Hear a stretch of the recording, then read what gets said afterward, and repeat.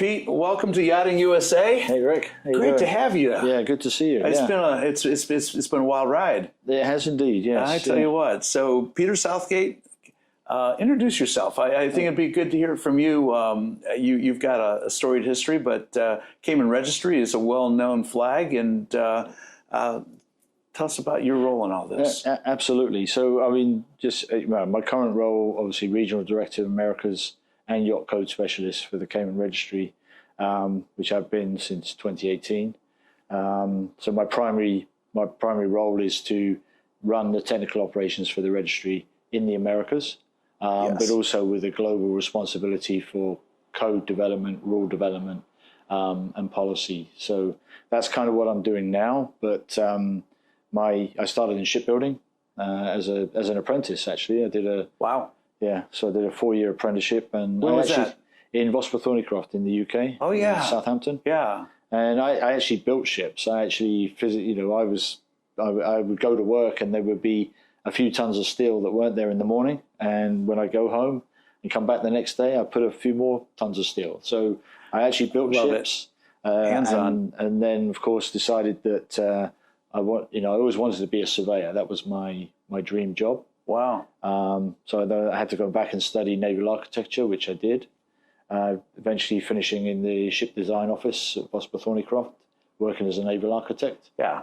But obviously that wasn't going to get me into a survey role. Right. So now, if I recall, Vosper was building commercial military? they were building, military ships. Yeah. Military ships, yep. During, they built ships for the UK Royal Navy. And while I was there, they were building vessels for foreign Navy. But we were building quite state-of-the-art FRP vessels, minesweepers, mine hunters. Right. And obviously we built some corvettes, that type of ship for foreign navies.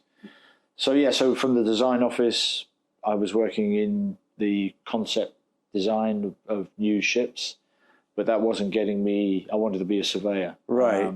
So I joined Lloyd's Register in the Plan Approval Centre in London, working for Special Service Craft, which is the branch of Lloyd's Register that deals with large yachts and passenger ships. Yes. So I spent 3 years there, and joined the MCA, Maritime Coast Guard Agency, which is the UK equivalent of what I do now. Right. Worked in their policy branch in the Large Yacht Code development, and then moved across to the Cayman Islands, and started off as a surveyor, ship surveyor, working on various projects and surveys, and then gradually progressed, moved to Georgetown in 2004, spent 10 years in Georgetown. Wow. And then moved across to the US, and I'm now Regional Director of Americas, so looking after the Americas, looking after the registry's interest in the Americas region. That's quite a maritime career. Yeah. So you basically everything you've done has been connected to that. Yeah.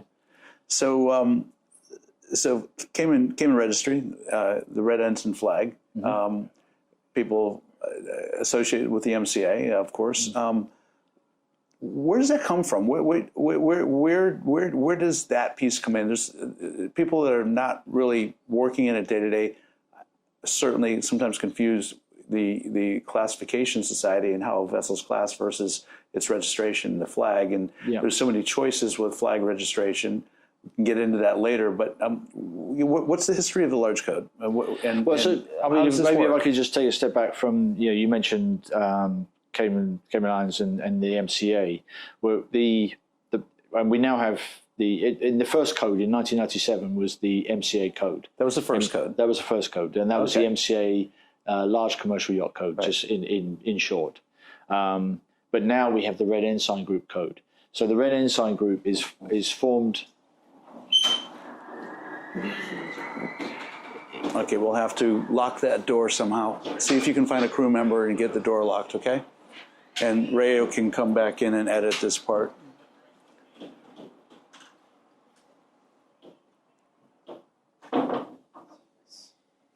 Or sit out there and just don't let people come through. There you go. Okay, cool.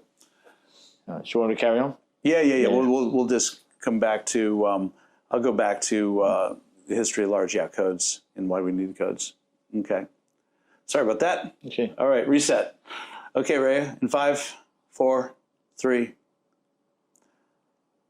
So, Pete, help me out understand. I probably understand better than the average person because of my history in the industry. But I'm for the benefit of those who watch our show and would like to really understand the purpose and the background and history of the Large Yacht Code and why we need these codes. Where's this come from? What's this look like? Yeah, absolutely. And as I say, the first code was developed in 1997, which was the MCA code. And if you want the full title, it was the Code of Practice for the Safety of Large Commercial Sailing and Motor Vessels. Okay, I think it's a mouthful. It's a mouthful. Right. So the MCA code was first developed, and it was recognized at the time that there was a growth in the charter market, but up until that point, yachts were largely unregulated, and those that were regulated had to comply with the international conventions, which aren't really geared at large yacht construction, so they weren't really consistent. So the Low Line Convention, for example, which deals with weathertight integrity, as I'm sure you're aware, yep. Wasn't really designed to be consistent with large yachts. I mean, just having sill heights that you have to step over, you know, it's just not consistent with the enjoyment of a large yacht. So the Large Yacht Code was introduced initially to provide standards that were consistent with the convention requirements, but in a yacht-friendly way. Was there a specific vessel or shipyard or program that influenced this move? There were. I mean, I guess it's fair to say there were some prominent accidents that occurred prior to the development of the Large Yacht Code, which maybe focused people's attention. But I think it was just recognizing that the yachting industry was burgeoning, but needed some regulation to develop. So since the initial code, you know, we've had several iterations of the Large Yacht Code, and of course now it's called the Red Ensign Group Yacht Code. Right. So just for the benefit of the audience, just to understand what the Red Ensign Group is and how it works, how its relationship to the UK. Obviously, the Cayman Islands is a British overseas territory of the United Kingdom. So the governor of the Cayman Islands, it has its own government, but a governor is appointed from the UK. Right. So we broadly, Cayman Islands follow broadly the UK legal system. We have our own laws and regulations. Yes, of course. But we broadly follow the legal system, if you want, the UK legal system. Right. So all the Red Ensign Group administrations, Bermuda, Isle of Man, Gibraltar, all follow that same broad pattern. And then when we developed the Red Ensign Group Code, rather than it become an MCA code, it's now the Red Ensign Group Code. So we're now at the 2024 edition, which has just been put into force. Right. So it's 27 years in the making. Wow, wow. Now, do other flags follow your lead on this code, or is it used as a benchmark, or? Other flags do. The larger administrations have their own code. The Marshall Islands have their own code. Malta has their own code. Right. But to be fair, they're broadly based along the same lines. I mean, I won't say they're exactly the same. Right. But they are broadly based, and structurally they're the same. They cover the same aspects of load line, structural fire protection, life-saving appliances, firefighting appliances. So they broadly follow the same pattern, but there's just a few little tweaks and depending on how the administration applies it. But right. As far as the Red Ensign Group and the Cayman Islands is concerned, we follow the Red Ensign Group. Right. And just to add in, we've also got the Passenger Yacht Code, which I don't know if you're familiar with, which was a new development which was first published in 2007. Yes. And that was designed because large yachts are limited to 12 passengers. Yes. So the Red Ensign Group Passenger Yacht Code was developed to deal with vessels that carry up to 36. 36, right. And it was based on the SOLAS requirements for vessels, because as you know, SOLAS is divided into two. You have passenger ships below 36 and passenger ships above 36. Right. So the Passenger Yacht Code was developed on the SOLAS requirements for vessels carrying 36 passengers. Right. But again, the same premise as the original Large Yacht Code. We needed to find a way of building these passenger yachts that was in line with the requirements of the convention, but also consistent with how yachts are built and operated. Absolutely. And full disclosure here too, Pete and I have been associated and worked with each other now for 20 plus years in this industry. We have both served on the board of the International Superyacht Society. In fact, I was part of your technical committee for a while. And when I had the business nautical structures, wow, you were a resource. You were a very valuable resource for what we did, because we were developing product, innovating product. We were paying attention to the LSA rules that are coming in under SOLAS, the whole conversation about the vessel's gross tonnage and what happens once you go over 500 gross tons, or why would you stay under 500 gross tons? And I can go on and on and on. But I think when we talk about innovation in yacht design, when we talk about how Cayman Islands and other flags can liaison and collaborate with the yachting industry, and I'm just using nautical structures as a good example because of the uniqueness of the products we're building. That was a remarkable collaboration, a cool relationship. I can't tell you how much I appreciated the opportunity to actually work with you on special projects and better understand what we needed to do. Yeah, and I think that just takes an illustration of the original code was, although it was developed with industry consultation, it was more of a, this is the code.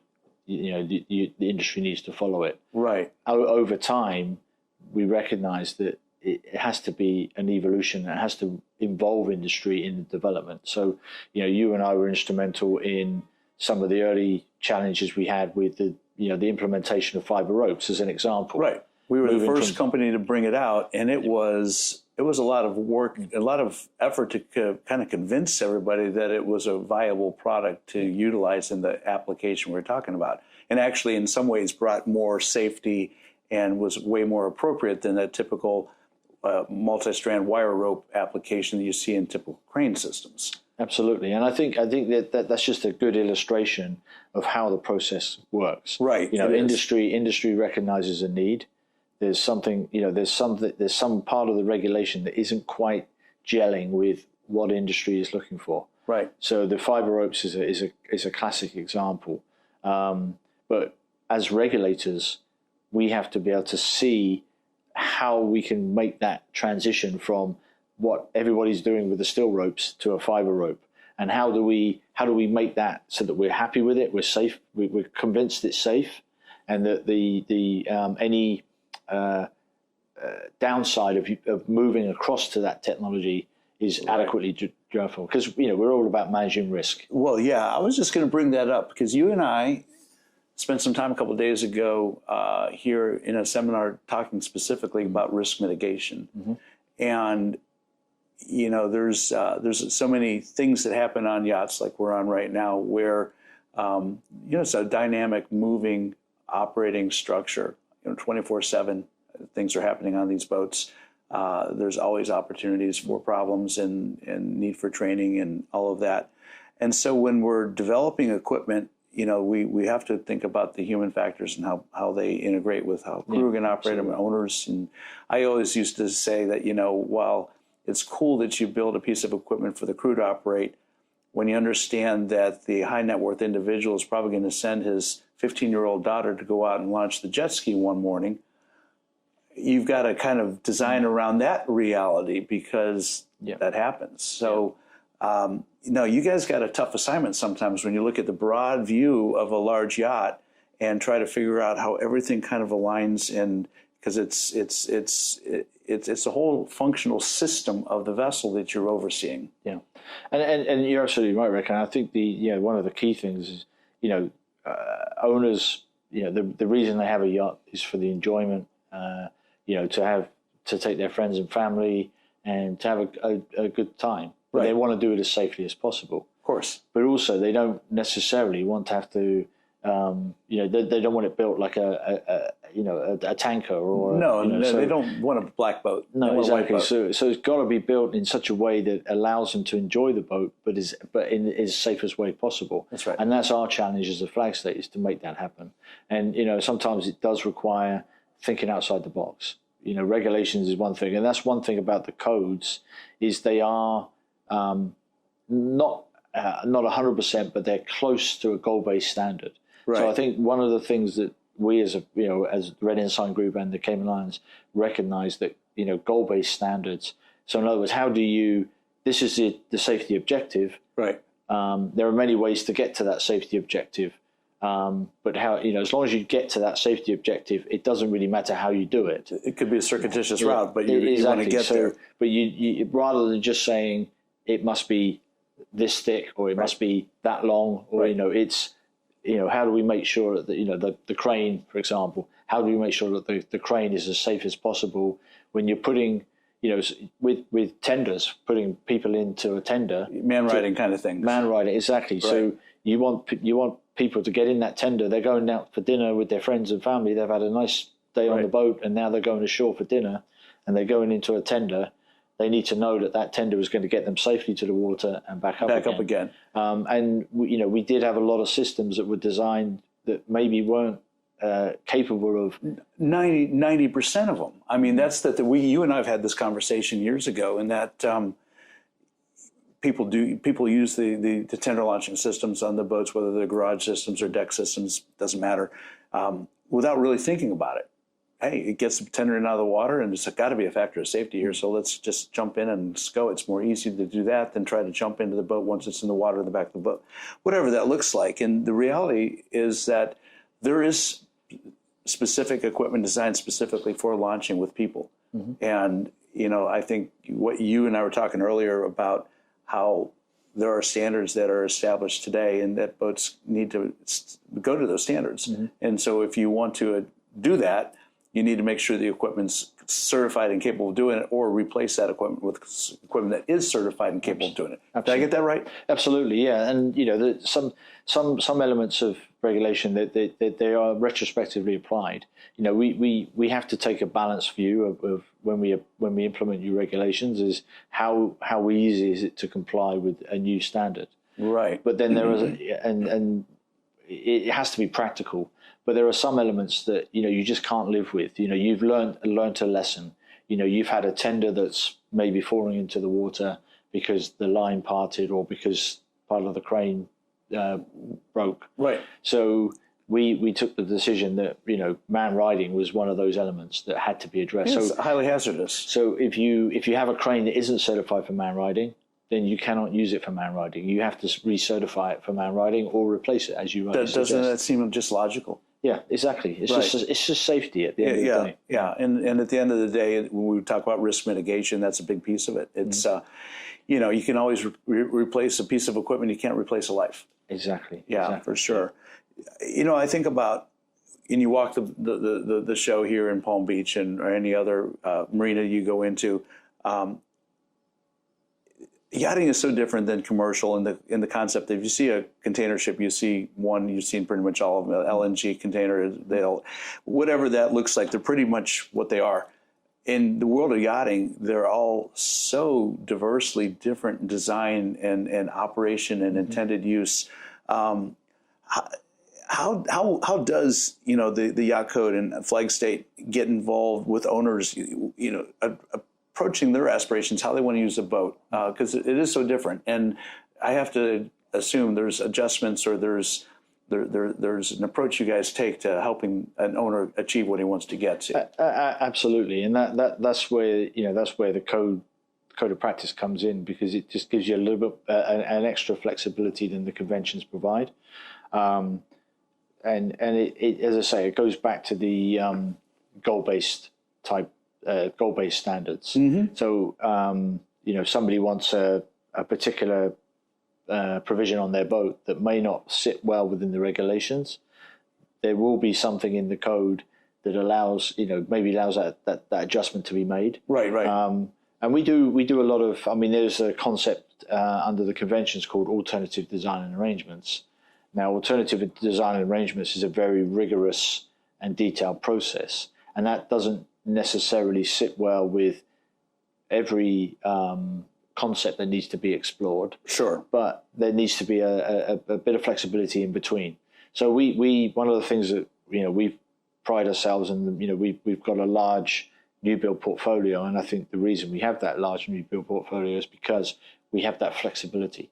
So an owner can specify, like, I want this, I want my vessel to do this, I want my vessel to have this. Right. And the code may not necessarily provide for that, but then we have a way of actually dealing with it to try and do that. We can't always give it 100%. Of course.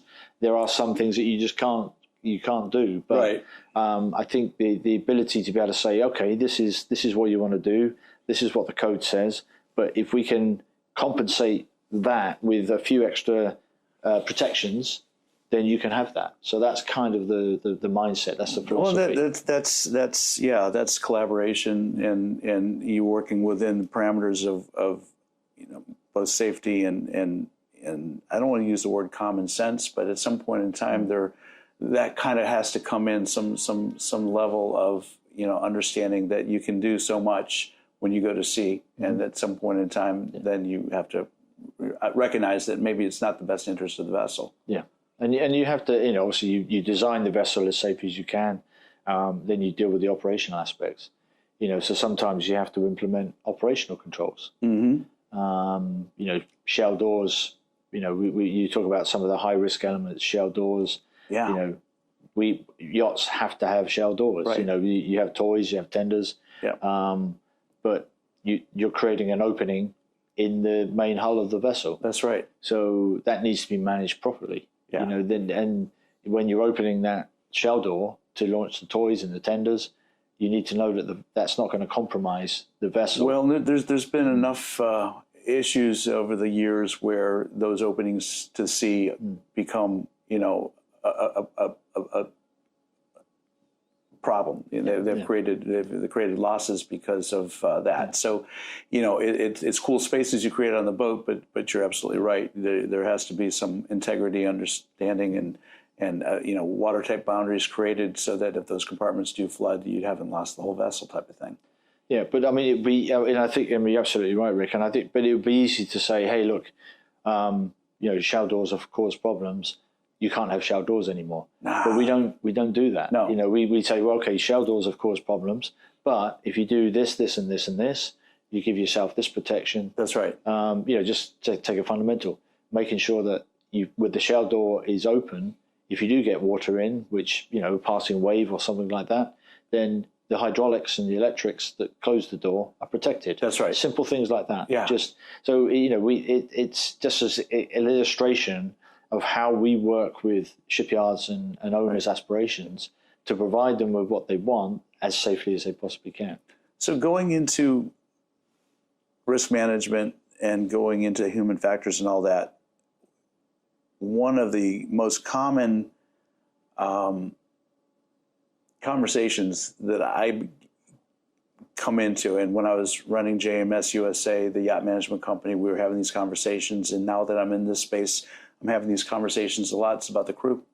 So many issues start and end with crew. There's that adage that there's no second shift. There's not the ability to carry two crew on board. Mm-hmm. So the crew you've got, it's 24/7 boat. They've got to figure that out, whether it's maintaining watches or whatever that looks like. Does Flag ever get involved in how vessels are built or how crew is accommodated? Is that coming into your vision yet? Or yeah, I mean, I think absolutely. I mean, one of let's just take an example with the Maritime Labour Convention, which, as you know, came into force in 2013. Mm-hmm. And that deals specifically with crew welfare aspects. So in making sure that the crew have a decent sleeping environment, right, decent eating and living environment on right. board the ship, because let's face it, it's their home away from right. home. So it deals with that aspect, but it also deals with the other aspects, such as hours of rest. Yes, which previously, before MLC, hours of rest was pretty much limited to watchkeepers, but now hours of rest is applied to all crew. So, and then it looks like protecting the crew with medical care and contracts and those sort of protections. So absolutely, the regulatory framework has to deal with that and has to ensure that crew are given the tools that they need to live well and live safely on board the ship. Bravo. And I think, there was a lot of maybe negative in the beginning when MLC first came out. Sure. But since then, I think the industry has embraced it. And well, it should, because when you do the forensics on accidents that happen and some of the tragedies we hear about, it's oftentimes hours of rest. It's or violation of that rule, or fatigue, or insufficient manning, things like that. And of course, just the again, going back to that whole concept, there's not a second shift. So you've got these kids, but dominantly kids, that are going to sea in conditions that are unique. And it's interesting. I was on a Cayman flag vessel because of confidentialities. I'm not going to name it, but it was a 119 meter boat, amazing boat. And I got the opportunity to walk down the corridors into the crew accommodations. And I was thinking to myself, finally, the shipyard and the naval architects and designers and everybody are giving the crew really what they need. And now, of course, this is a big boat, so they probably have a little more latitude to do it in. But the crew lounges, there's multiple crew lounges, and they were voluminous and lots of space. And walking into a couple of crew accommodation cabins, accommodations for two, and you can do Pilates on the floor, or whatever. It's like small hotel suites almost. And when you realize that you're on that boat 24/7, out at sea for weeks at a time, there you go. That's the. I'm not advocating that all boats are built that way, but if boat designers and shipyard start thinking more than along the context of you're accommodating your guests very nicely, but the guests come and go, the crew are there all the time. Absolutely, that's their home. For a large portion of the year, that's where they live. That's right. And they should be given every protection that you or I get from our day-to-day lives, and that's where the MLC, I think, comes in. But also just to go back to the original point about the manning of the vessel. We address that at the paper stage. Good. Before the vessel gets built. We look at how do you plan to operate this boat? How many crew are you operating this boat with? Right. The ship with this yacht with. Whereas that may have not been at the forefront in the early days, but we recognise that it's fundamental, because it's no good once you deliver the vessel and it's finished, and then you realise, hey, we don't have enough crew to support the guests, or we don't have enough crew to support the watch system. It's too late. It's too late then. So we do in our kickoff meetings for the new construction projects, we do look at the crew accommodation and the manning requirements and say, hey, you need this, and it gets addressed early on. Perfect. And as you say, the space is allocated to crew, and if it means maybe taking a little bit of the guest space, or maybe building a bigger boat so you can accommodate build that. a bigger boat, or one less massage room, whatever that looks like, But while we've seen this a lot in the last few years, you and I have traveled the world and we've gone to conferences, and we've seen the protesters outside of marinas, and sometimes they get inside the marinas. There's a lot of talk, and of course IMO's got this decarbonization sustainability program that's being trying to be implemented, and trying to find a pathway there. How do you guys fit into that space? Well, yeah, I mean, our role is to facilitate that. We don't drive it necessarily, but just to give you an example, a lot of the sustainability concepts and the alternative fuels, efficiency designs, isn't necessarily, again, within the framework of the existing regulation. So, for example, take a hydrogen system or a methanol system. The ships have traditionally not been operated with those as fuels. Right. So the regulations haven't developed around those concepts. So we're now in the situation where we have to look at these, the desire to actually operate with alternative fuels, and how do we make them, again, same concept with the rescue boat or the crane. How do we make the regulations or how do we deal with the regulations to ensure that they can accommodate that type of technology? So again, typically with a hydrogen system, for example, we mentioned, and is alternative design arrangements. Right. So there's no regulations specifically written at hydrogen. Right. So you have to start from first principles. Of course. You have to assess the dangers of that material. Right. You have to implement the protections for that material. Yep. You have to look at the availability of that material. You have to look at how it's perceived in the port that it's going to be used in. I was just going to go there. The vessel I happened to go on board had 2 cryogenic hydrogen tanks on board, and I was talking to the shipyard representative that was showing me this technology. It was amazing technology. It was really cool. And I thought, here we go. Cutting edge. We're getting in that direction. Starts at 100+ meter boat. Eventually gets down to a 50-meter boat. Maybe eventually it's on some of these 30-meter boats or 20-meter boats. But one of the comments he made was going into ports. Some ports just are not going to let you fuel hydrogen in their ports. It's not available, or there's no provisions, or they're just afraid of it. Yeah, I think that's absolutely true, and I think that's one of the drawbacks of some of these alternative fuel systems is availability is an issue, but then there's also the perception, right, and transporting these fuels. Those are big tanks, by the way. Yeah, exactly. So how a lot of volume in the boat. Yeah, where is this fuel going to get? And transporting these fuels, they're volatile, highly volatile. Right. So the transporting the fuel to get to the point where you can actually access it in a port is a challenge in itself. We do desalinate water to have drinking water. Yes. And there's 2 molecules of hydrogen for every molecule of oxygen in the water. And so maybe one day we can get to the point where we can pull those hydrogen molecules out while we're cruising and somehow or another incorporate that into the fuel system. And there are systems like that under development, but it's early days. Right. But again, I don't think you can, I think the public perception, most people wouldn't know.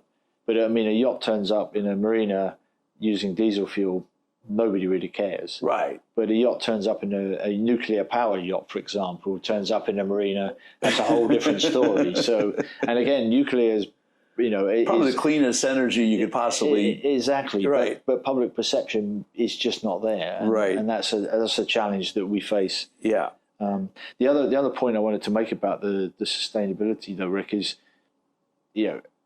as it doesn't fit within the existing regulatory framework, the cost of certifying something like that goes up. Right. And at the moment, is there an attitude? The question I have is there a willingness to appreciate that additional cost? We're not seeing it yet. Right. We had the conference the other day at the Maritime Forum, and that conversation came up. Is how willing are owners, or how prepared are they to meet the extra cost of meeting that burden? And do we want to dare go down that pathway where it starts becoming legislated? Because then that could be very dangerous and detrimental to our industry as well. Yeah, it's got to be a balancing point somewhere in this. Yeah, yachts have benefited from carve out from certain environmental regulations such as the EEXI and EEDI, the carbon intensity index. Yeah. Yachts have been excluded from application of those requirements because of the way they're operated.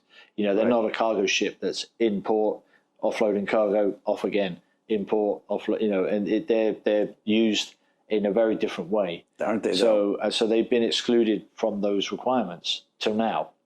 But again, if at some point that's not going to happen, and yachts are going to be included in the same environmental regulation, safety and environmental parameters as the merchant work, because ultimately that's where the IMO is going to, net zero in 2050. So they want the maritime industry to operate net zero by 2050. So yachts inevitably are going to be included in the overall concept. So I think we have to have one eye on that. Right. And when we talk about yachts that are going to fall into this category, are we talking about the commercial over 500 gross ton, yacht, or are we talking about the whole fleet? Well, I think I think it's clear. At the moment, MARPOL, the marine pollution, which that covers all vessels. So it's not just commercial vessels. And it's logical that all vessels would fall under the environmental, because at the end of the day, if you're striving towards net zero, everybody has to get on board with that. So I think that ultimately it will be applied to all vessels. Wow. So, imagine what the fleet will look like in 2050, right? Yeah. People. I mean, I was at a conference a couple of years ago, and somebody said, "What does a yacht of 2050 look like?" And I think pretty much it'll look like the yachts we have here, but under the bonnet they'll look very different. Yeah, tiny little nuclear reactors. That's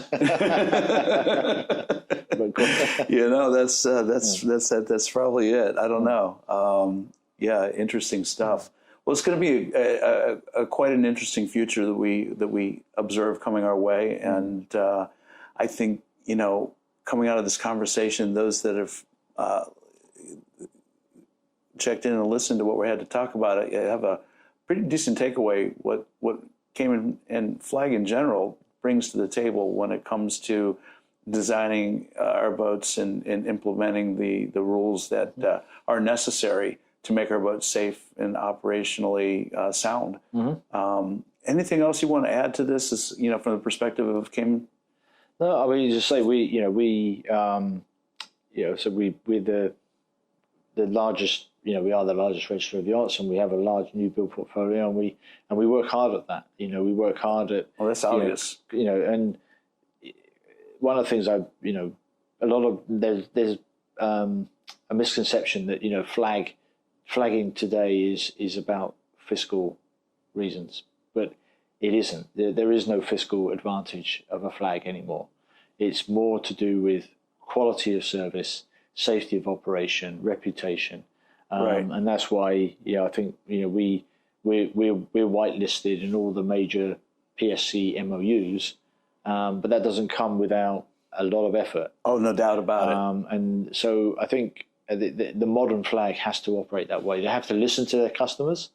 It's not just about we're the flag, you do what we tell you to do. Right, step in line. Right. We listen to our customers, we adapt, we provide good service, and we ultimately provide the client with whatever he wants to do with his yacht, whether he needs to do with his ship, that he can do that with the minimal interference and as safely as possible. Well, I got to tell you, Pete, that in the years I've had the privilege of working with you, I go back just a couple of years ago when I was setting up the JMS USA division of their yacht management company, and how many boats that came into our fleet that you and I had conversations about getting into Cayman Flag and what we needed to do to meet compliance to do that and what that looked like. And going back to my nautical structures days, how almost every time we were going to do a new design or a new project came on our plate that was unique. Hey, Pete, what do you think? What pathway should we be going down here? What are the MCA rules looking like as it applies to this new rule? Maybe, I don't know. So it's you guys are great to work with. It's the resources. It's there. And I would say that if you're in the business of building, refitting, designing, developing equipment or operating systems on boats, talk to these guys.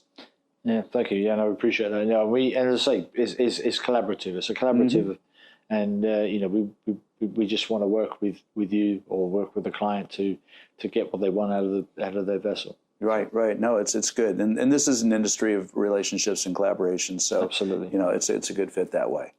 Wow. Well, this has been a great week so far, Pete. I appreciate you spending time with us today. It's been a pleasure. Yeah, been looking forward to this. This is we're just over a year into this podcast, and I've had some really, really interesting people in the industry sit down and talk with us. You've been one of those that I've been really looking forward to this conversation. I'm glad we had it today. And likewise, I've seen your work. It's good stuff. You're putting out some good stuff out there. Well, thanks. We're trying. We're trying to push up boat building in this world and talk to the right people. Yeah, I think so. I think so. Well, listen, Peter. Right. Have yourself a great day, a great week, and look forward to the next cool project we can collaborate on. Absolutely. We'll do it. Take care. All right. Until the next time, I'm out of here. you.